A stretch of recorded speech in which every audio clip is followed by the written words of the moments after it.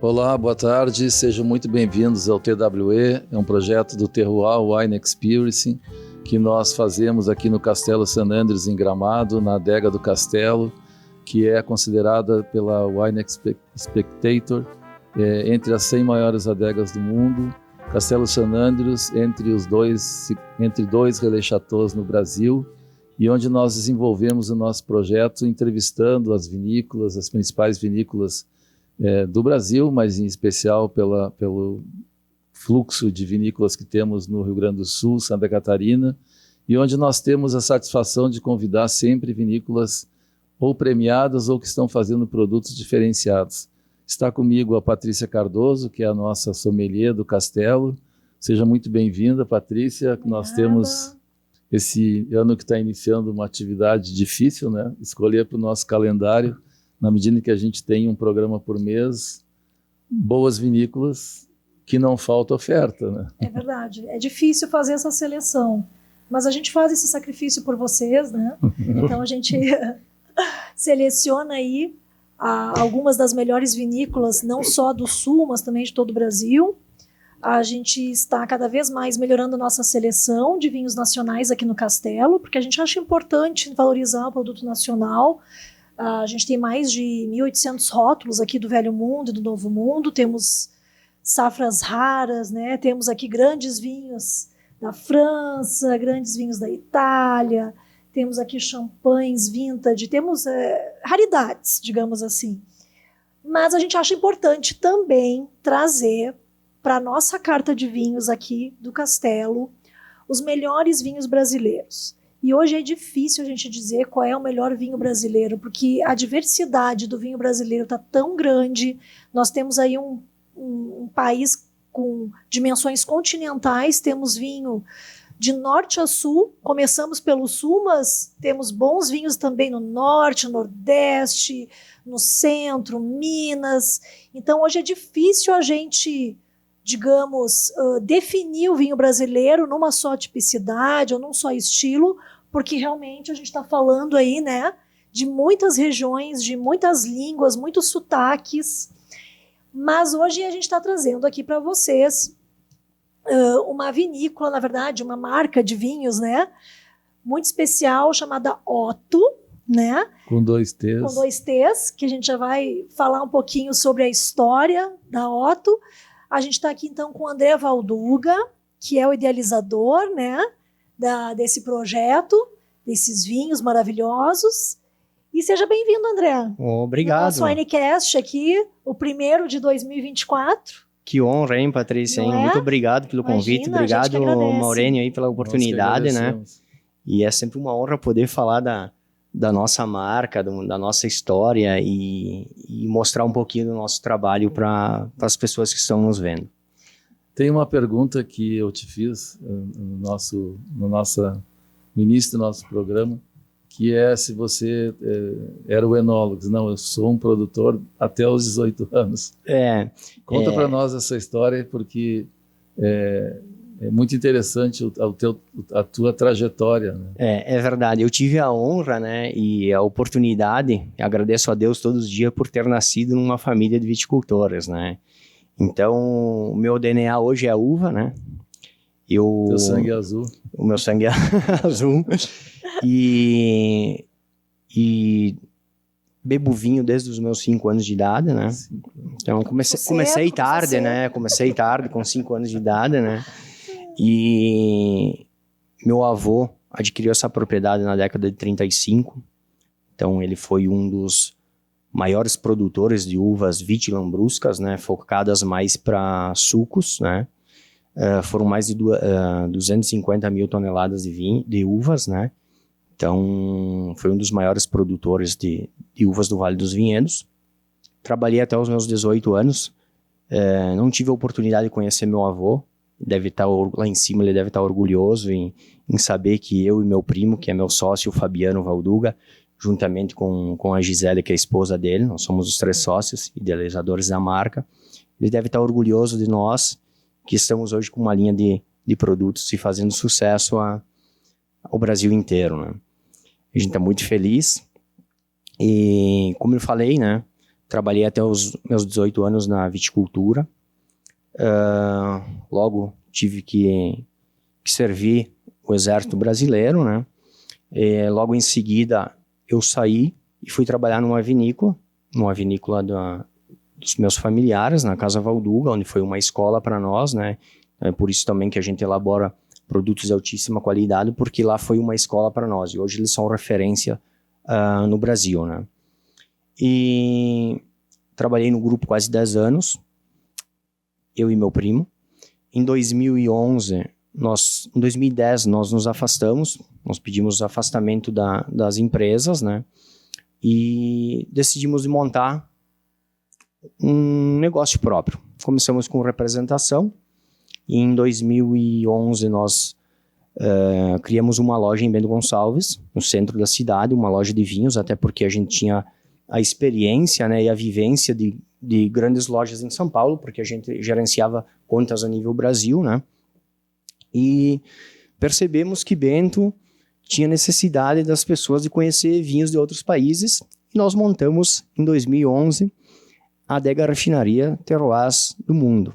Então, hoje nós temos mais de 30 países, né? E são mais de 3.000 rótulos hoje em nossa casa.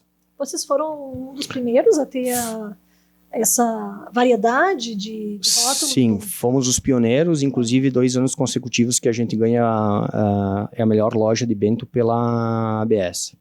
E me permite, vocês foram ousados também. Fomos ousados, nos chamaram... de vinho em lugar que produz vinho. E nos chamaram de maluco na época, né? Pô, vocês estão no meio dos vinhos, né? Mas na realidade a gente queria trazer uma experiência para o consumidor local, né? Mas nós sempre tínhamos o sonho, né? De um dia ter uma marca própria. Sim. Só que a gente não conseguia tirar do papel, né? Isso passou 2011, 2012 e foi indo, né? Em 2016... nós decidimos, então, de elaborar um produto que ele seria comemorativo aos 10 anos de empresa, que seria em 2021. E a ideia era nós lançarmos um espumante, e na realidade era para fazer um extra brut, na época. Essa era a ideia. Como a gente não tem vinícola, fomos em busca de um fornecedor, né, de um produtor também, um fornecedor de uvas. Conseguimos a uva Chardonnay num Cotiporã, de um produtor de Cotiporã, e nosso primeiro espumante foi elaborado dentro da Cavegás. Hoje eles não terceirizam mais, mas nós usamos as estruturas deles através de um outro enólogo. Isso em 2011?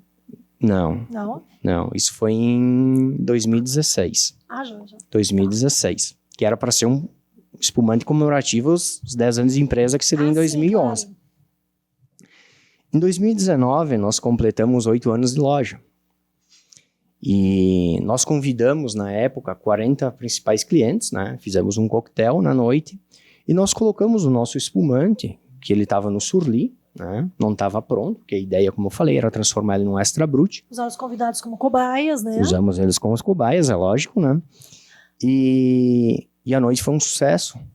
Foram 40 garrafas de espumante e as pessoas começaram a nos perguntar: eu quero comprar esse espumante. E até porque conheciam, né? E aí conheciam que era bom.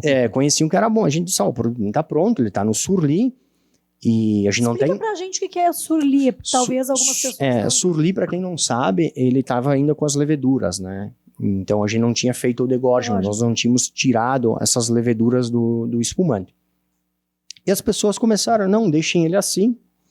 E na época nós fomos pesquisar, eram 2 ou 3 vinícolas, 4 vinícolas no máximo que estavam fazendo o Surli. Que virou depois um boom, né, dos produtores de espumante brasileiro, porque o Surli, ele acaba, como ele fica em contato com as leveduras, o espumante se torna um pouco mais complexo, mais levedurado, tu vai ter mais secundário, né, ele vai ficar mais intenso. Então ele fica muito interessante, né? Eu digo até que quem gosta de cerveja Weiss e não toma vinho, quando prova um espumante Surli, gosta muito porque lembra um pouco a levedura, né? Ele é muito mais complexo, né? Exato. E aquela noite o pessoal começou a nos perguntar: queremos comprar, não tem valor, nós não temos nem nome ainda, e a gente queria uma palavra palíndrome, que tu possa ler ela da direita para a esquerda ou esquerda para a direita, né? E no dia seguinte, a esposa do Fabiano, que é a nossa sócia, a Gisele, ela disse assim, eu tenho o nome da marca. Ela disse, nós somos de origem italiana. Completamos 8 anos de empresa. Por que a gente não coloca o nome do nosso produto, que era o espumante de Otto? Então, Otto vem de uma comemoração, que foram 8 anos de empresa.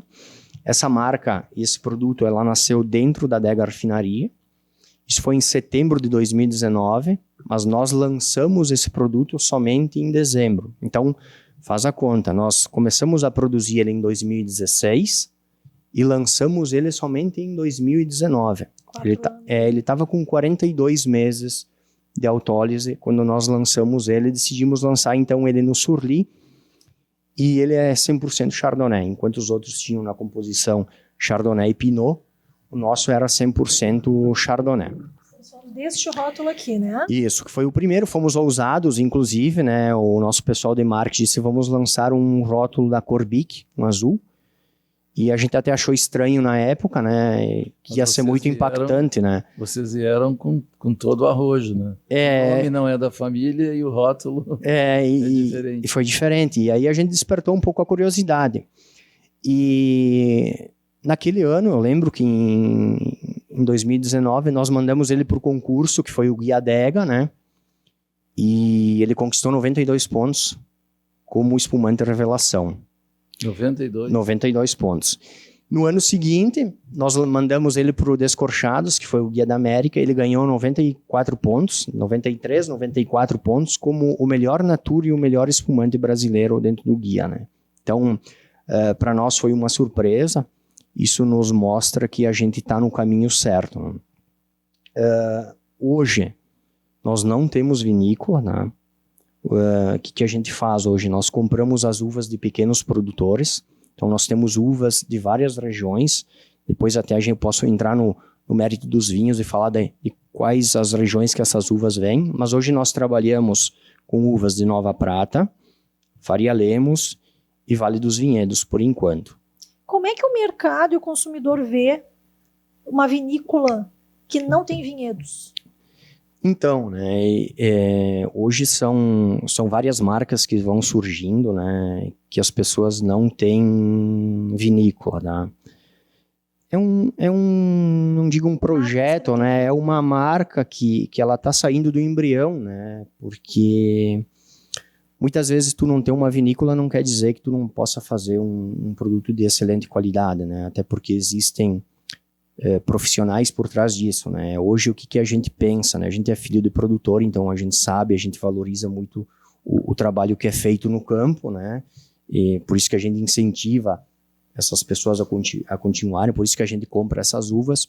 E hoje a gente não tem braço humano, hoje nós como sócios, de ter um vinhedo, de ter uma vinícola no momento, tá? Porque hoje é vantagem deixar o especialista, que é o viticultor, cuidando do vinhedo, que ele está todo dia embaixo do vinhedo, e eu me preocupar com a parte comercial, a parte da elaboração, né, juntamente com o nosso enólogo, porque a gente não pode pegar em todos os lugares, e a gente não tem mão de obra. E é interessante, hoje, porque vocês acabam pegando o que tem de melhor, né?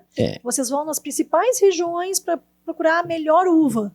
Então, vai atrás do insumo de qualidade, né? Essa vantagem que eu diria, né, Patrícia, porque hoje nossa produção, como eu falei, né, ela é uma produção limitada, então nós estamos falando aí em torno de 2.500 garrafas, 2.300, exceto... Bem limitadas, né? Exceto, por safra, né, exceto nos espumantes, que a gente carrega um pouquinho mais, elabora um volume um pouquinho maior.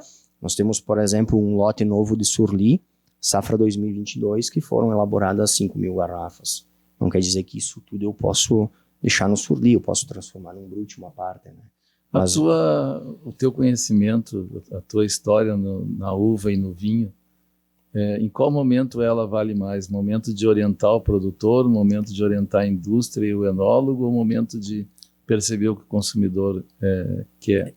Eu acho que é contar um pouquinho da história para o consumidor, né? Claro que tendo uma bagagem de conhecimento de uva é importante, porque tu chegar embaixo de um vinhedo e saber que um determinado produtor tem uma uva de excelente qualidade, isso me interessa muito. A gente acaba pagando um pouco mais por essa uva, né?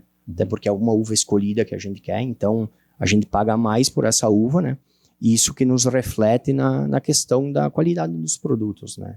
Então, como a Patrícia comentou, essa busca por pequenos produtores faz com que nós tenhamos um produto de excelente qualidade, né?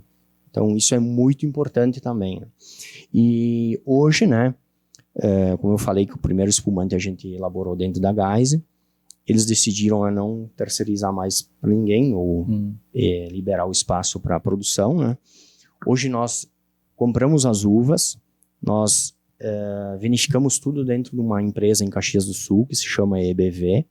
Nosso enólogo é um uruguaio, é Alejandro Cardoso o nome dele, né? Alejandro. Ele é considerado o mago dos espumantes e dos vinhos brancos. Quando nós chegamos com a proposta e conversamos com ele, ele nos pediu qual era o estilo de vinhos que nós queríamos elaborar. E nossa ideia sempre foi extrair o máximo da fruta. Então, extrair o máximo da Sauvignon Blanc, extrair o máximo da Chardonnay, extrair, como eu digo, na questão de frescor, de aromas. Nenhum dos nossos produtos passam por madeira, dessa linha, né? Nenhum. Então, a ideia é fazer com que as pessoas tenham uma experiência diferenciada que possa te trazer algumas lembranças de infância. Eu tenho alguns vinhos aí que me remetem à infância. O próprio Sauvignon Blanc tem algumas notas de arruda, lembra aquele vaso que estava na escada da porta da minha avó, que quando passava eles exalavam aquele aroma da arruda. O próprio Pinot Noir nosso, que ele tem um aroma de morango, ele tem um aroma daquela uva madura embaixo do vinhedo. Então isso também me lembra a infância, correndo embaixo dos vinhedos quando eu era garoto, e então tem uma memória, eu tenho uma memória olfativa, né? E essa memória, então, a gente quer também transmitir para outras pessoas. Mas voltando, quando a gente apresentou a proposta dos vinhos que nós queríamos para o nosso enólogo, ele dá consultoria para o mundo inteiro, enfim, ele disse: isso é uma tendência mundial. As pessoas hoje, os jovens, as pessoas estão buscando vinhos com graduação alcoólica menor, mais baixo, e menos passagem por madeira. Então, vocês estão no caminho certo. A gente nem sabia, né? Acho que foi uma intuição, né? E é uma tendência. E a gente tem tido bons resultados com a nossa linha. Hoje, vocês têm quantos rótulos na linha da Otto? São 2 espumantes, são 2 brancos, 1 rosé e 2 tintos. Agora, começa falando por esse rosé que está muito lindo. Está linda essa garrafa, até o rosé, inclusive, essa tonalidade lembra muito aqueles rosés da Provence, né? Foi nisso que nós nos espelhamos, né? Desde a apresentação, né, de buscar uma garrafa transparente, né? Então, essa garrafa é produzida onde? Não, essa garrafa é uma garrafa, inclusive, de 700 ml, ela tem 50 ml a menos, né? Ela é uma garrafa que vem da Itália. Da Itália. Parece aqueles licores, né? Tem uma empresa de Santa Catarina que importa ela. Eu descobri ela numa feira, por acaso, né? E a gente queria... Rosé, ele vende pela cor, né? Sim. Então, os olhos têm um... Ele é elegante. O rosé, ele remete à paixão, amor, enfim. E é um produto que está muito em alta no Brasil. Então, o brasileiro está descobrindo o rosé, né? É interessante que no contrarótulo a gente tem toda a ficha técnica, a gente olha através da garrafa, né, porque tá no verso. Patrícia, fala um pouco desse teu detalhe aí, que é muito interessante, esse teu óculos tridimensional. Sim, a pessoa sem óculos não enxerga muito bem, né, a idade já tá pegando, então a gente utiliza essa pequena lupa, né, para... E esse rosé, Patrícia... Versátil para harmonização. Esse rosé, Patrícia, ele tem uma particularidade, tá? Aqui nós estamos falando de uvas de 2 regiões diferentes. Aqui nós temos uvas de Nova Prata e uvas de Faria Lemos. Como é feita a vinificação disso? As vinificações são de 2 lugares. 2 locais diferentes. 2 terroirs. E como é que a gente faz? A gente não faz o desengace da uva. O que é o desengace, né? A gente não tira o grão do cacho. O que a gente faz? Faz uma prensagem, né? desse... O caixa inteiro. O caixa inteiro. Faz uma prensagem na prensa pneumática. Como se fosse uma maceração carbônica, assim. Ele fica algumas horas somente em contato com a casca e depois ele vai para o tanque. Por isso que a gente... tempo? 3, 4 horas, até menos. Horas. Né? São algumas horas para ele poder ter essa coloração, né? Extremamente delicado, né? Foi o que a gente buscou, que é o salmão, ou alguns dizem a casca de cebola, né? É um produto que já conquistou medalha de prata num concurso internacional, Brasil Wine Challenge, e descorchados 90 pontos, né? Então a gente faz os vinhos separados e depois a gente faz a junção depois, né? Então... Perfeito. E um vinho, assim, muito fresco, né? Ele vai muito bem com frutos do mar, ele cabe muito bem, harmoniza muito bem. E eu diria que são vinhos coringas, né? 23, né? Nós elaboramos, entre aspas, vinhos coringas, que seriam vinhos coringas, né? Vinhos que tu pode simplesmente sentar, como a gente está sentado aqui num bom bate-papo, e tomar, degustar esse vinho sem nenhum prato. E a gente também pode usar ele numa harmonização. Então, eles são muito versáteis, né? O rosé, né? O vinho rosé é um vinho muito versátil para harmonização. Né? Ele tem algumas notas de morango, ele tem frescor, ele tem uma acidez bem equilibrada. Então, é um vinho que tem agradado muito, né? E desperta curiosidade, né? Pela apresentação, né? Isso também acaba chamando a atenção do consumidor. O rótulo né? Tá belíssimo, né? A parte de marketing foi muito, a parte de design, de embalagem foi muito feliz. Muito feliz. Porque realmente... E todos eles, né? Se tu perceberes... Essa combinação de cores entre o rótulo e a... E a cápsula, a cápsula a gente acaba usando a cera, né? E a gente tenta buscar a cor semelhante à cor do rótulo, né? E o fato de também aparecer aqui... O logotipia. O nome na própria rolha. Os novos já estão, a gente acabou de invasar mais um lote, o último lote do 23, já está vindo com outro logo, a gente está passando por algumas reformulações, né? Rebranding. Isso, e a rolha está vindo com uma mensagem, então cada vinho vai ter uma mensagem, então a gente também vai evoluindo conforme o vinho, né? A gente vai colecionar essas rolhas, né? Com certeza. Cada rolha uma história. Cada rolha uma mensagem, uma história, né? Que público que, assim, na tua percepção, presta mais atenção esses detalhes. Nesse detalhe? É o público mais acostumado com o vinho ou é o... Porque me parece uma garrafa muito jovem. Eu diria que hoje no mundo dos vinhos a gente não tem mais aquele público jovem ou mais antigo, né? Eu acho que as pessoas hoje estão abertas a conhecer, indiferente da idade, né? A pessoa despertou a curiosidade, hoje ela quer provar esse determinado produto porque ele viu um amigo falando, ou uma amiga que já provou. Então não tem aquele público, mas é um produto só para público jovem, é um produto só. Não, ele é um produto versátil, né? E não só os meus produtos, né, da linha Otto, mas a gente percebe hoje, até pelo comércio que a gente tem, que o consumidor está muito aberto. Então, ele está aberto... Principalmente pós-pandemia, né? A gente começa a ver essa abertura, né? Ele está aberto para provar, ele está se dando o luxo de experimentar, de ter uma experiência diferente.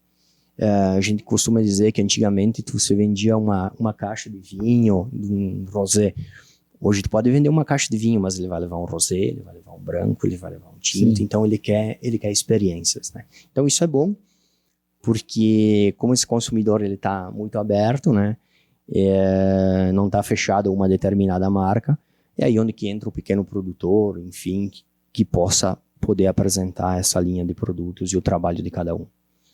Tu é um cara jovem, que a gente percebe claramente. Nem tanto assim. Não. Né? Como que é a tua visão hoje, digamos assim, de 10 anos atrás, até da tua região? Porque ali é um cluster produtor de uvas, né? Você falou Nova Prata, os municípios do entorno, né? Como que é esse produtor que vivia, até porque tu tens um trabalho social nos pequenos vinhedos, né? Como que era esse produtor, como que ele é hoje, como é que é a visão dele do mercado, inclusive, dessa relação com a indústria? Certo, o que eu diria, né? Eu lembro que na finais de 90, início de 2000, nós tivemos uma enxurrada de vinhos importados no Brasil, né?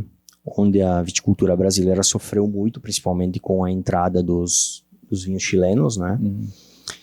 E eu digo hoje, olhando lá atrás, eu digo que foi bom isso. Assim? Foi bom. Como o Collor falava dos carros. Porque eu acho que a gente estava numa posição confortável na época. E com a chegada dos importados fez com que o setor, enfim, né, não só o setor vinícola, mas também o pequeno produtor, se movimentasse. Se nós pegarmos final de 99 a 2005, nós passamos por um processo aí de condução de vinhedos. Antigamente nós tínhamos vinhedos todos latados. Latados, quem não sabe, eram vinhedos fechados, né? Difícil. Onde nós tínhamos uma produção muito maior. Vitis americana, para vinho colonial. Não se tinha tanta qualidade, não se tinha tanto conhecimento, né? Então, esse período fez com que o produtor, né, enfim, né, buscasse a evolução. Então, hoje, se for para o Vale dos Vinhedos, tu vai ver que a maioria dos vinhedos são espaldeira, menos uva por planta, maior insolação. E aí, se nós pegarmos, nós tivemos o 2005, que uma grande safra, uma grande safra, porque o clima nos propiciou isso, né? E eu acho que ali foi o marco. Foi um dos marcos, né? Acho que foi uma das primeiras safras, assim, que então a maioria das vinícolas teve um bom resultado, né? 2005, até hoje é uma safra bem falada, né? E ali para mim foi o marco da viticultura brasileira para elaborar vinhos de excelente qualidade. Então a gente começou a ter destaque nos espumantes, né? Que hoje a gente é referência nos espumantes. Vinhos brancos e rosés nem se falar. Muito aromático, muito fresco. Acho que tem toda a cara do Brasil. Inclusive a Europa, ela está querendo provar nossos produtos, então eles estão curiosos, então quer dizer que a gente está no caminho certo, né? Com certeza. E os vinhos tintos também vêm evoluindo, né? Se nós pegarmos de 10 anos para cá, 15 anos, a evolução dos vinhos tintos também vem crescendo muito. Novas variedades vêm surgindo, né? Tecnologia, pequenos né? O conhecimento, a gente vê a segunda, terceira, quarta geração viajando, estudando fora, trazendo técnicas, né? Consultorias, enólogos de fora que estão vindo. Eu acho que tudo isso fez com que a cadeia, né, desse um boom aí de qualidade nos vinhos brasileiros. E enólogos ousados, né? Fazendo vinho tinto junto com vinho branco, Exato. Fazendo experimentos, vinhos no fudre, fazendo vinhos em concreto. Então, assim... Até em Jequitibá, né? Em madeiras diferentes, em madeiras brasileiras. Mas eu acho que aí tem um traço importante também, que o 75% do vinho brasileiro é produzido aqui no Sul, né? E o sulista, o gaúcho, como um todo, ele é muito conservador. Sim. Mas no vinho, vocês começaram esse salto, né, de melhorar o marketing, o design. A tua garrafa é um exemplo disso. Isso é uma virada de mesa. É uma disrupção, né? Isso é um ato disruptivo. Com certeza. Bebida, quando que a gente viria um espumante com rótulo azul bique, né? Sim. E deu tão certo na época, né, que se tu pegar a nossa linha hoje, cada vinho tem uma cor diferente. Pegar o Pinot, ele tem o vermelho, o Viognier tem o verde. Então, assim, a gente acabou buscando o colorido, né? Então... mais vida, né? Dá mais vida e é diferencial. A gente tem que se destacar na prateleira. Hoje em dia a gente vê que isso acaba sendo também um fator decisório de compra, que é a questão do rótulo, né? As pessoas buscam um rótulo que chame atenção, então a gente não pode esquecer também desse elemento, né? Eu acho que é um conjunto, né? Não adianta eu ter um excelente produto e uma péssima apresentação, né? Eu acho que tem que, ou vice-versa, eu acho que tem que conversar, né? Eu acho que o produto, ele tem que ter uma boa apresentação e o produto tem que entregar o que, né? Mas eu tá diria que aí vale os teus 10 anos de área comercial numa empresa como a Valduga, por exemplo, que te deu bastante essa visão, né? Know-how, foi uma base, foi uma escola e a gente tem isso no nosso DNA. Indiferente do custo de produção, faça coisa boa. Então, tu vai ser sempre lembrado por um produto de excelente qualidade. Então, a gente briga muito nisso, na questão qualitativa. Se tiver um vinho que nós elaboramos que não está dentro do nosso padrão de qualitativo, a gente não lança. Quais são os desafios de ter essa alta exigência? Assim, é difícil dar um problema, porque como são uvas escolhidas, é uma matéria-prima. Se tu tem matéria-prima boa, então não tem como errar. Não se faz. Não se faz. Pode até se fazer um produto ruim por algum deslize do enólogo, algum sistema de frio que daqui a pouco falhou num determinado processo, mas assim, é muito difícil, né? Até hoje a gente não teve nenhum problema. E tu tem que estar preparado para isso, né? Quando tu tem pequena produção, tu tem um cuidado melhor. E agregar valor, né, o que tu está fazendo. Né? Assim, a gente não recebe uva podre, não recebe uva verde, então a gente é uma uva escolhida. Então, a partir do momento que tem ingredientes bons, eu sempre costumo dizer, se tu vai fazer uma carne, pegar uma carne em corte de primeira, tu pegar um corte de segunda... É difícil errar, né? Corte de primeira a não ser que seja um gaúcho que faz a carne bem passada aí estraga a carne. Um mau né? assador estraga uma carne boa. Coitado do boi, morreu à toa.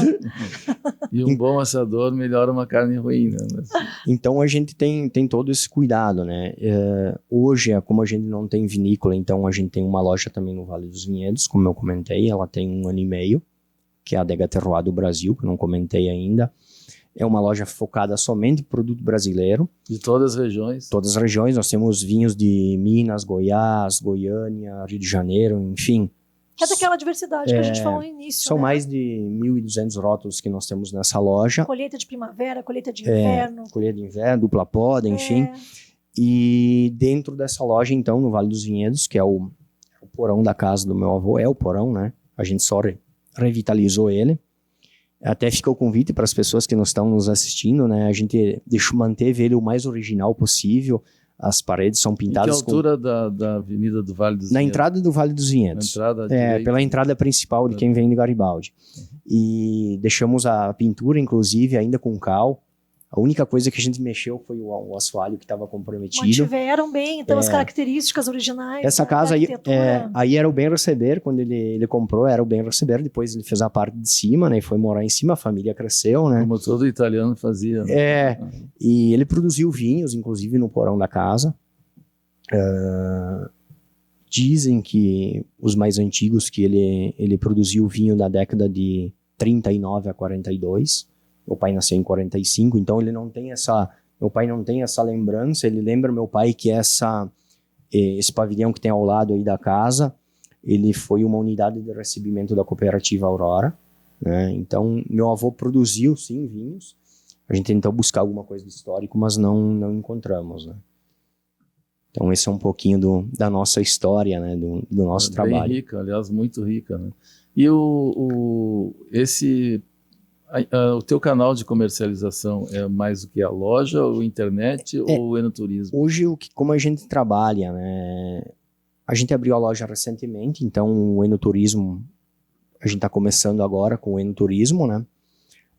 Hoje a gente trabalha, temos um site, a gente vende alguma coisa em site, mas nosso foco principal hoje a gente vende a nível Brasil. Já estamos no Amapá, já estamos em Manaus, região Nordeste, então a gente está em praticamente quase todos os estados brasileiros, e você vai encontrar nosso produto somente em lojas especializadas, restaurantes e hotéis. Até porque, como eu comentei no início, nós não temos grande produção, então é algo... Se atende à demanda, né? É algo mais nichado. Inclusive, o Castelo comprou aqui as últimas unidades desse Nature Surli. É verdade. Foi uma briga para conseguir essa caixinha. Inclusive, pessoal. Eu já estou pensando em comprar de volta, viu? Deixa aqui, não. Aliás, vamos nos preparar para mais. Né? Eu acho que a gente tem que começar a pensar na degustação. Com certeza, né?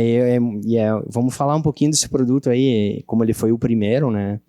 Faz ideia que ele foi elaborado em abril de 2016, nós estamos em 2024, né? Então, ele é um espumante que está aí há mais de 7 anos e meio, né? Então, ele é praticamente um champanhe, já foi considerado por muitos críticos, né, em degustações às cegas, foi considerado um champanhe e foi muito elogiado. E eu já provei ele, posso dizer para vocês que realmente ele é bem surpreendente. E ele continua no Surli, né, então ele está sempre em processo evolutivo, ele tem... E não perdeu nada de perlagem, está incrível. Tem uma acidez boa, claro que a cor dele ele evoluiu um pouquinho, né, mas ele tem as notas de limão ainda, possui, tem muito frescor, a acidez dele ainda vibra, né? Tá muito vivo ainda. Tem umas leves notas de mel O tostado é muito presente por ele ter as leveduras, né? Então é um produto, um espumante muito elegante e muito complexo, né? Inclusive, foram poucas pessoas que tiveram a oportunidade de provar esse produto. Foram elaboradas na época 2.500 garrafas, né?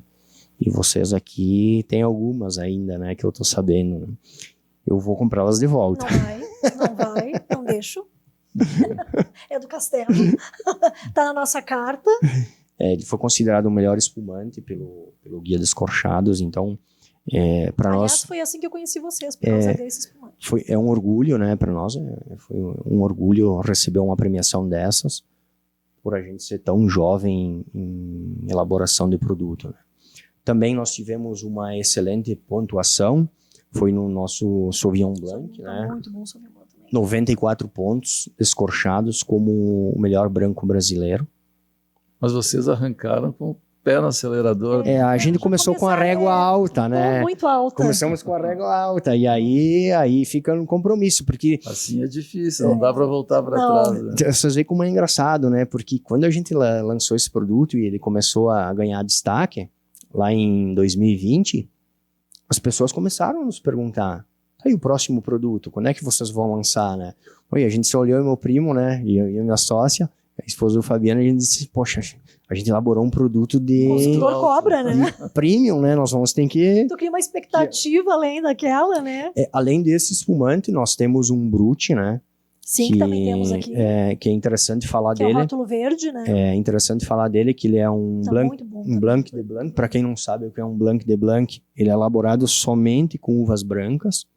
Nós temos na composição Chardonnay, Riesling, Viognier e Trebbiano, safra 17, 18 e 19, e ele ficou 24 meses em autólise e leveduras. Isso Brut, né? Ele é um Brut. Brut de quanto de açúcar? Ele tá com 9 gramas de açúcar, né? Para quem não sabe, né, o Brut ele pode ter de 8 a 15. De 8 a 15. Então, se ele tá próximo de 8 gramas de açúcar por litro, ele está um pouco mais seco, mais perto do extra brut, enquanto se ele estiver mais próximo dos 14, dos 15, ele vai estar quase beirando o demi-sec. Por isso que, às vezes, um espumante brut pode ser mais adocicado ou mais seco, devido a essa variação. Realmente. E aí as uvas, como eu falei, né, falando um pouco das uvas, as uvas do nosso sorri é de um vinhedo que não existe mais, é do Cutiporã. Essa propriedade o dono vendeu, e a pessoa que comprou acabou cortando os vinhedos, né? Então, o próximo lote, nós estamos elaborando um novo Surly, que é safra 2022. As uvas são de Nova Prata 100%, tá? Um Chardonnay 100% Nova Prata. Nosso Sauvignon Blanc, as uvas são de Nova Prata. O nosso Rosé, Nova Prata e Faria Lemos. Nova Prata ou Vila Flores? Nova Prata. Nós temos também nosso Pinot, que é de Faria Lemos, nosso Viognier, que ganhou medalha de ouro no concurso internacional e vai sair agora no Descorchados de Abril, ganhou 91 pontos, está entre a categoria dos melhores brancos. Está muito bom o Viognier de vocês. Ele vai sair agora no Descorchados, ganhou 91 pontos. Também as uvas são de Faria Lemos. E o último produto que nós lançamos foi um Cabernet Franc, as uvas do Vale dos Vinhedos. E eu vou dar um spoiler aqui para vocês, que esse ano nós vamos lançar mais 2 vinhos tintos. Não vai ter o nome Otto, tá? E vão ser 2 vinhos que vão passar por barril de carvalho. Um é uma tiragem de umas 1.200 garrafas. Limitadíssimo. E o outro é uma barrica de 300 garrafas. Nossa. Com uma uva um pouquinho diferente. Que quem sabe a gente faça o lançamento dele aqui no Castelo. Quando é que vão estar prontos? Quando é que vai rotular? Isso é só um spoiler, eu estou proibido de falar. Gente, só nos provocam aqui. Vamos indo para o final antes que ele comece a contar mais coisas. Mas eu quero que ele conte. Não, estou proibido, não posso falar mais nada, não posso nem beber para não contar. Amanhã no Fabiano, quero ver se não vai. O Fabiano vai me contar tudo, tenho certeza. E então, essa é um pouquinho do nosso portfólio, né? Somos jovens, como eu falei, portfólio completo, fechamos em 2022, 2023, né? Então, a expectativa é crescer aos poucos, né, com a produção e tentar buscar novos rótulos, novas uvas. Para onde caminha a empresa? Para mais produtos ou para um posicionamento de preço? Não. Como eu falei, né? A gente vai pedir para o Maurício nos brindar Como eu falei, que está no nosso DNA, indiferente do custo, fazer coisa boa.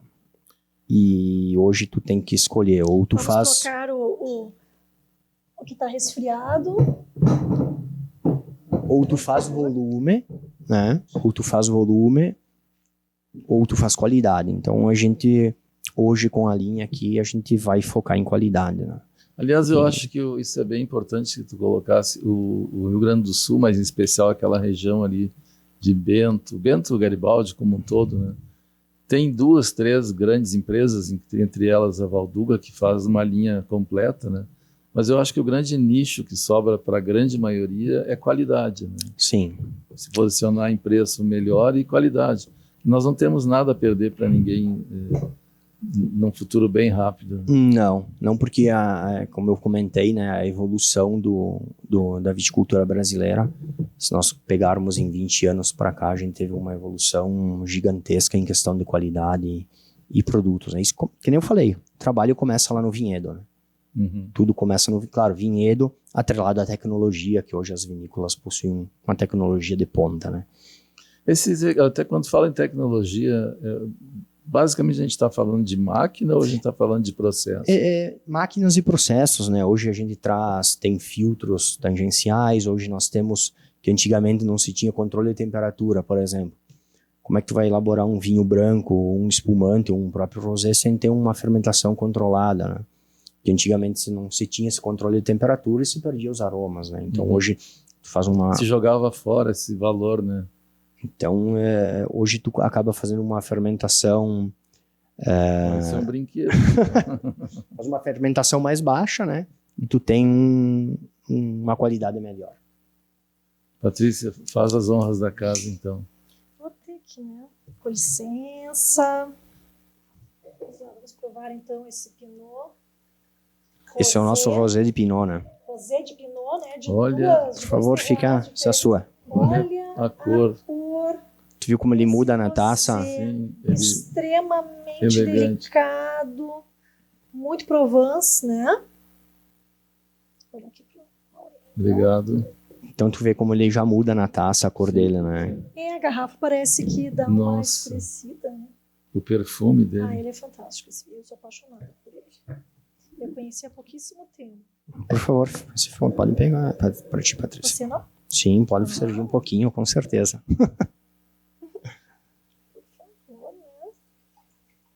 Olha essa migração da garrafa para o copo, né? Olha que interessante, né, gente? Então, como eu comentei, né, a cor é muito importante no rosé, né?